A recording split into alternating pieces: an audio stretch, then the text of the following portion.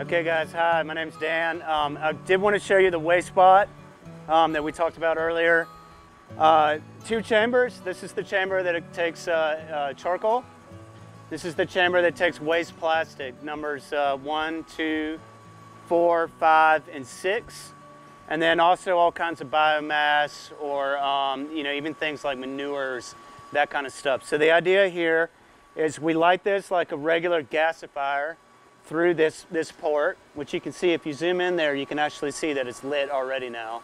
And as this chamber heats up, gases are moving across the bottom of this unit and out the side, making their way out through the heat exchanger here, past the fan and into the burn chamber where we can actually burn those gases in the burn chamber. And as it does that, it's heating up the plastic chamber. And the plastic chamber, just like our retorts on our charcoal machines, will start to heat up in the absence of oxygen, and those gases will move out. Instead of being passed through a condenser like on our system, they're actually injected right back into the charcoal chamber. So those long chain hydrocarbon gases are forced across 2,000 degrees of hot charcoal, where then they're broken down at that point, and then again they're broken down at the reduction zone here. There's an oxygen limited environment just below this port, where charcoal is there. It's looking for oxygen and it's stripping across those long chain hydrocarbons, trying to pull off those oxygen molecules. So what we end up with is this simplified gas that again is heating up the process, going through the heat exchanger to cool off before it gets to the fan, in which case it can be filtered and put into internal combustion engines for electrical generation, or it can just be burned as process heat for something else, or hot water, that kind of thing. So we're monitoring temperatures in a few points here. We've got down here at the hottest point, or at the gas exiting the gasifier. We've got here inside the plastic chamber, and then we've got one sensor down here just before the fan, just to make sure that we don't overheat the fan. Here's the charcoal that we're using. Is just what we call bad batch charcoal here. This is a case where for some reason or another we had to shut down our biochar machines early, and we don't have biochar that's fully cooked. So some of this is going to be a mix of good biochar. There's going to be some stuff called torrefied wood in there, and then there's just going to be some kind of soft charcoal that's hard to break, maybe a little greasy feeling. But this stuff seems to work pretty well in the wastebot. Good. Okay, now this is what's left over in the plastic chamber, assuming we do it well. I'm not convinced that this got hot enough in there. It's still got a pretty rich smell. But this is from one of our first runs where we did a lot of styrofoam, and it's still got that kind of sweet styrofoam smell, so I'm not convinced we got it hot enough. But the end product, if you do this well, is actually what's called carbon black, which is something people have been using for quite a while as a black dye material.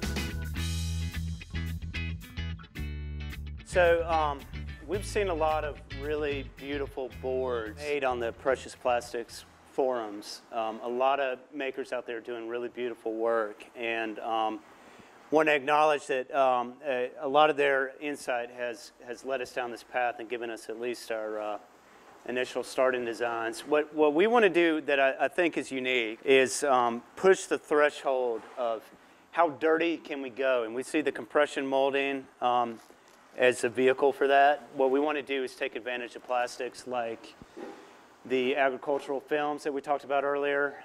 Those are the dirty plastics that aren't really being recycled in mainstream United States, at least. and take some stuff that would not normally be accepted, things like these pieces of shredded or cut up IBC containers. This is left over from our process. These are containers that used to hold wood vinegar, and they're got a thin lining of wood tar left over from the biochar process. And these aren't going to be recycled by a conventional recycler. Nobody's going to accept something that's this dirty. So what we want to do is experiment with, again, how dirty can we go, and what can we get away with here. So what we've done is designed a couple of molds. We've got our flat plate mold that you guys saw already. In addition to that, we've got a simple 2x4 mold that we made from a piece of C-channel, again, that we got at the scrapyard. So what we can do is press out 2 of these at a time, and they actually fit nicely in the existing mold that you've already seen outside. This is an example of what we were able to make using dirty, again, very dirty, tar-lined, shredded totes. In this case, you can kind of see the pattern here. Some of these are shredded, just in the precious plastics machines. And I've also got a lot of other strips that look like this. I wanted to, again, push the line. How dirty can we go? How much time do we really need to invest into this? What's the limit in terms of easy and dirty? And we've got some nice patterns here. This did go through my wood planer already. So you can kind of get a sense of the texture before I planed it. It's definitely not as pretty as some of the stuff that the precious plastics guys were doing. Here's a shot of the back here, where you can get a little more detail of the mold. Now you can see we are running into some issues here, some shrinkage, gaps where it wasn't fully fused.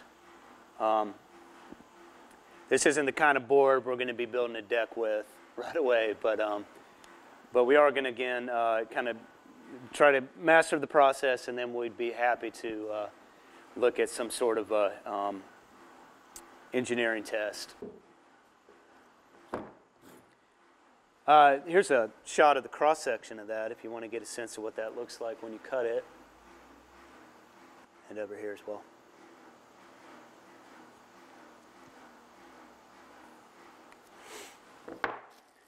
This is the material that we put in there.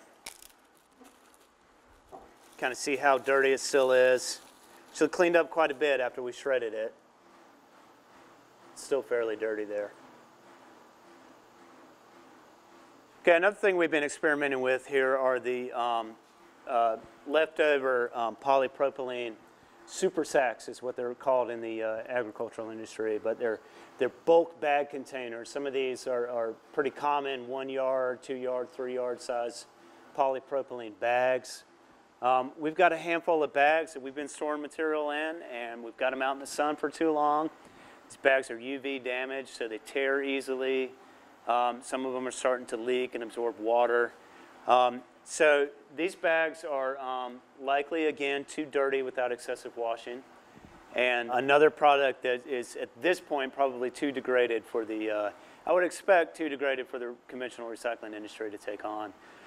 So we wanted to see, again, push the limit of how much processing do we have to do.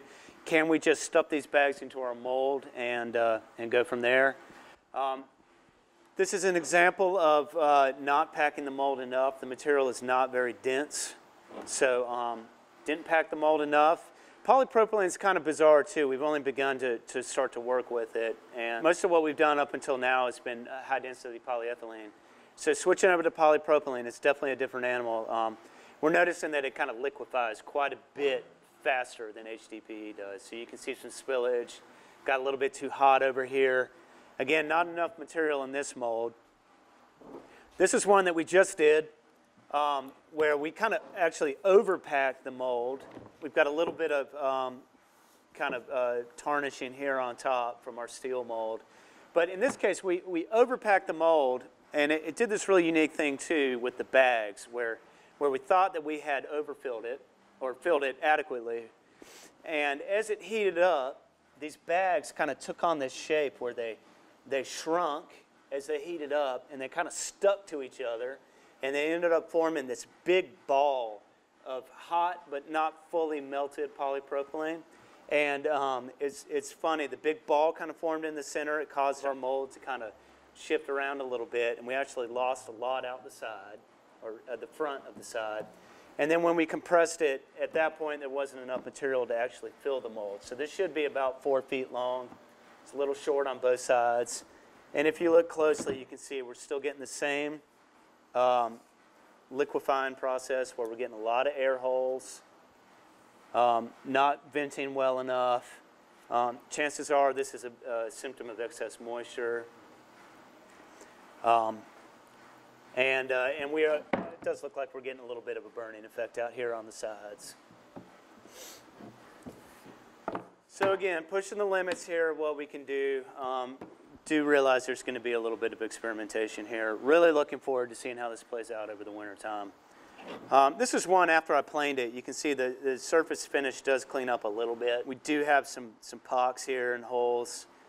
Again, probably a symptom of not being able to exhaust well enough in there. We may end up having to kind of cut these molds open a little bit, cut the bags to vent a little bit better.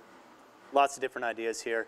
You know, what's kind of unique here is all this coloration that we have. That's just from the bag itself. There's nothing else in there. So what you see is a big white bag, and then you see the threads are blue and red. And that coloration really shows up pretty nicely here. So there's a lot of potential here to make something beautiful. This is a fun board that we kind of squeezed out earlier this week using some cleaner IBC tote containers, not the dirty ones. So we started with some clean ones, and then we mixed in some leftover pieces from the injection molding process. So we got a lot of little scraps left over from there that are too big at that point to shred. So we've been collecting those, and we wanted something we could just throw right back into the mold and squeeze them down. So we've got some kind of interesting patterns here. I love this piece. A lot of potential for that process as well. So just trying to take advantage of all those pieces that would otherwise end up in the trash. Here's a close-up of a board that we pressed out that it gets a really nice pattern when we did shred. So this is the shredded, dirty, HDPE tar line totes that pressed out pretty nice, and after it goes through the planer, it has a pretty nice texture. A lot of information on the Precious Plastic websites about how to finish this further using sandpaper and conventional woodworking tooling. So you can see still some work there to be done in terms of getting the temperature and pressure high enough to work with this material. Now this represents the beautiful stuff that the Precious Plastics guys are pressing out on their machines. And they're not just making boards, they're making three-dimensional objects. They're making interesting like flower pots and vases and all kinds of interesting shapes. Again, quite a bit dirty here. This is after it went through the planer. We're not getting a perfect finish at all. We've got a lot to learn about our process. One thing that is unique, I should mention, I don't know if I did earlier, is that our process is entirely fueled by the excess heat from the biochar production system. Without getting into talking about biochar and pyrolysis too much, there's a excess gas from that process that we're able to burn in another location, and we can treat our retorts as ovens in this case. So now we've got these 3-foot by 4-foot by 8-foot chambers that we're able to heat up to well over 800 degrees throughout the day.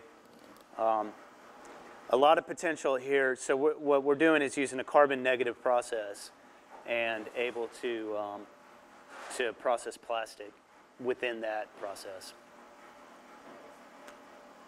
So what we're doing is stuffing this barrel with chips, and then we're heating it up. And once it gets nice and hot, then I can just pull down on this lever, and we'll actually squeeze it right out of the bottom here. I found it's a lot easier to run our shredder if we just take off the sieve. So I've got to do this extra step. I'm not using the sieve, but what that means is that I kind of have to ramrod it in there.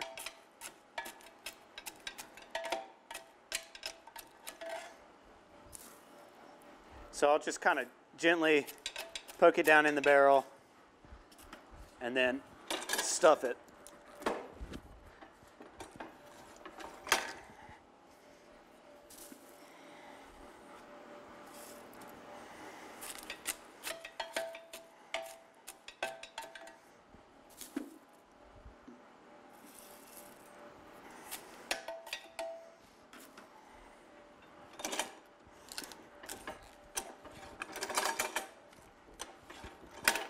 when we actually inject plastic into a mold, in this case, you're limited to the amount of plastic that can fit in that barrel.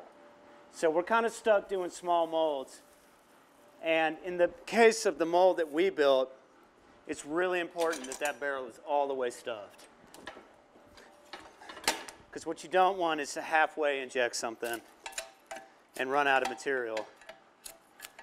So I like to always be double sure that I get as much plastic in there as I can. And typically I'll give it about 10 minutes or so to heat up.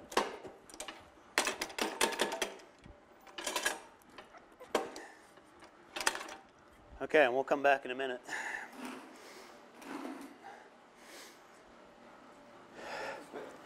Okay, this is my mold that we built for the injection molder. Mine comes off in 3 pieces.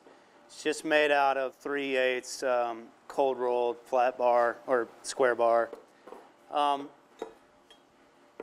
We wanted to make something out of agricultural goods and for an agricultural purpose. Being that we're a farm, we wanted to kind of bring it home. So this is what we came up with, this little shape. Now I'm going to let you guys try to guess what that shape is, and then we'll come back to it in a minute. So my mold is made out of 1/4-inch plate steel. It's going to take a little bit of pressure, so it's important that you build a mold that, that isn't going to bend and bow and everything when you put some pressure on it. Take a look at that detail there in the middle. That's what we call the gate. It's important that that gate faces the hole. So what's going to happen is plastic is going to come through this hole that screws onto the bottom, and it's going to enter the gate, and then it's going to spread out and then fill both of these chambers independently.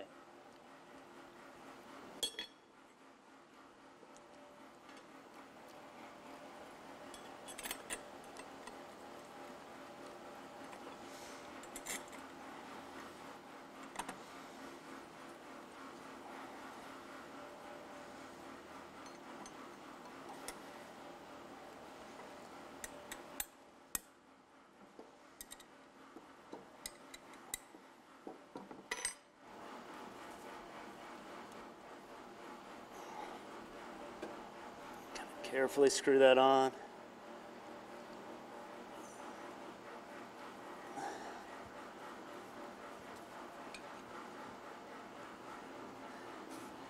Okay, I like to add a little ball valve at the bottom of this. It helps for a couple of reasons. It keeps molten plastic from coming out the barrel on its own.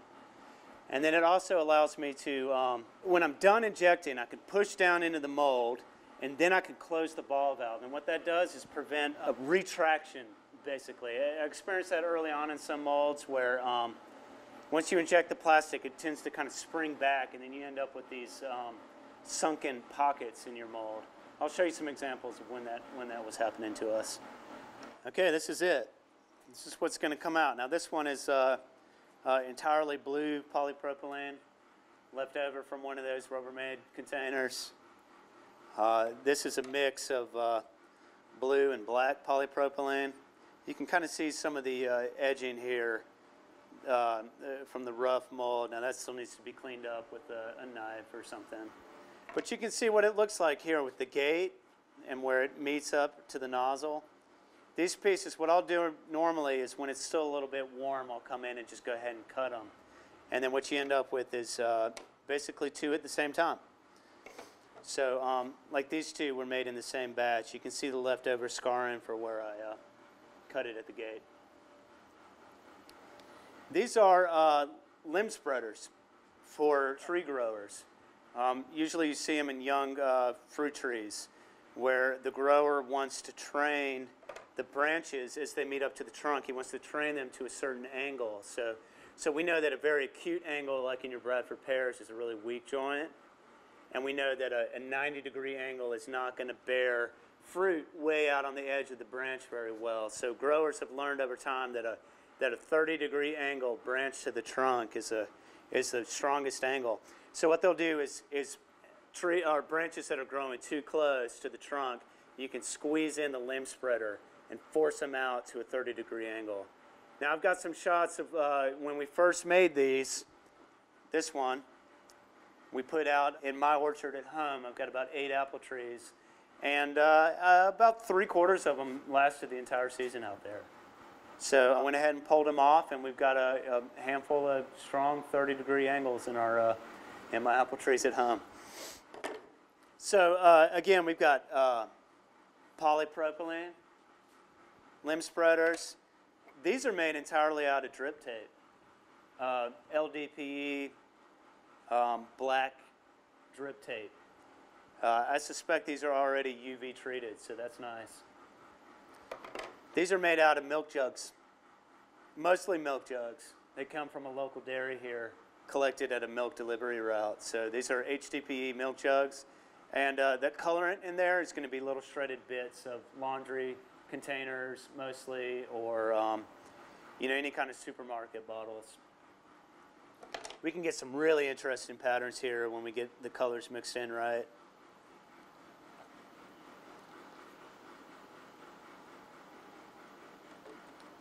Here's an example of when it retracted on me. You see this zone here where it's kind of pulled into itself in the middle? We've mostly been able to beat that by adding the ball valve.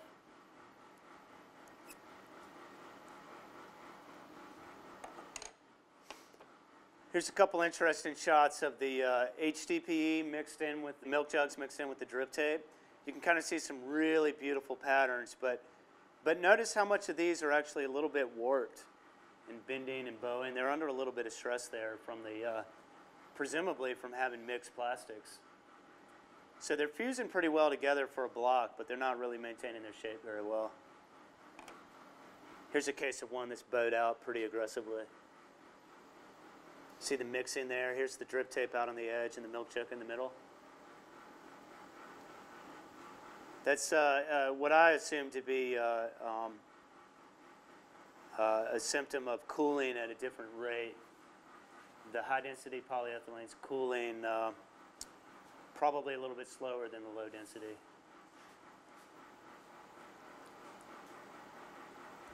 Okay, so I think we're ready to press out a piece over here. Been about 10 minutes, so this is nice and warm. Okay, so I'm going to flip my ball valve, get it ready to go. Now this mold's actually loose enough that it's going to vent itself. And I'm going to give it a good solid pressure here.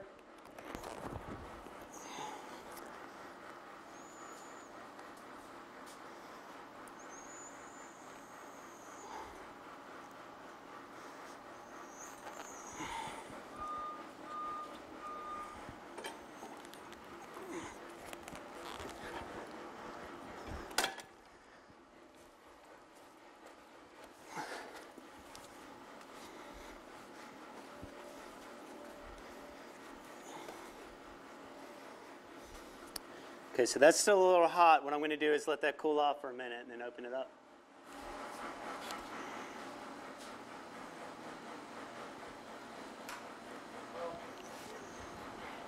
Yeah, it's still a little warm. I'm just going to keep my gloves on, but just need to take out these screws. It's going to take a minute. I'm just going to, yeah, not too bad.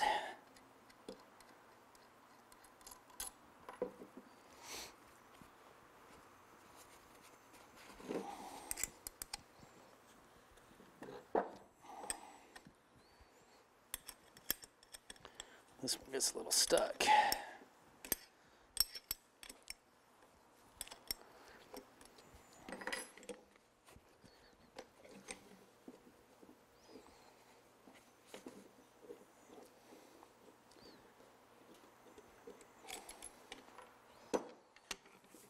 Okay, you can see it's already coming apart nicely. All right, pretty successful there. All right, so you can see a little bit of undercut in right here. That's going to make it hard to remove, but we'll get it out. Notice this too. Already we're seeing a little bit of shrinkage. Looks like maybe a 1/16 of an inch on both sides.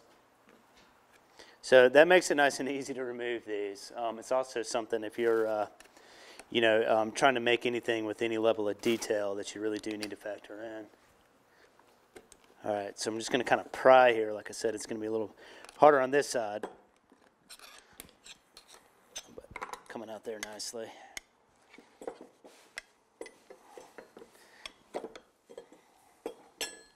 Get these guys aside and just start pushing.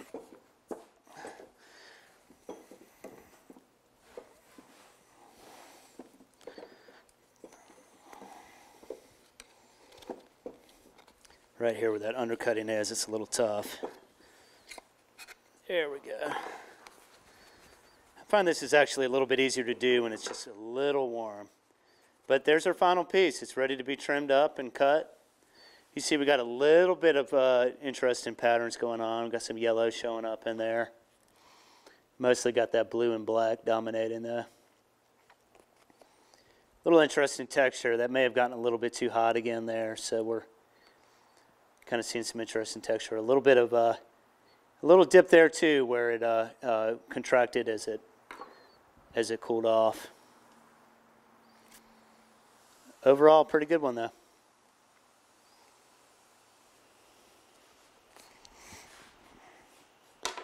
Okay, so I did want to show you our bowls. We did build an extruder based off the Precious Plastics version 2 system. And just wanted to show, this is about where we left off with it. We got a couple of interesting bowls. This one's made entirely out of drip tape. And this one is kind of interesting because, again, this is made out of that same dirty HDPE, tar line, dirty tote material. So a pretty good bowl. It's holding up together pretty well. Does kind of have a bizarre smell to it. And if you look really closely, you can actually see there's little air bubbles in it. So again, we're not working with a system that's readily made for 3D printer filament, those kind of things. But it does make some pretty cool arts and crafts. I love these as fruit bowls and for organizing tools or whatever it is we're doing.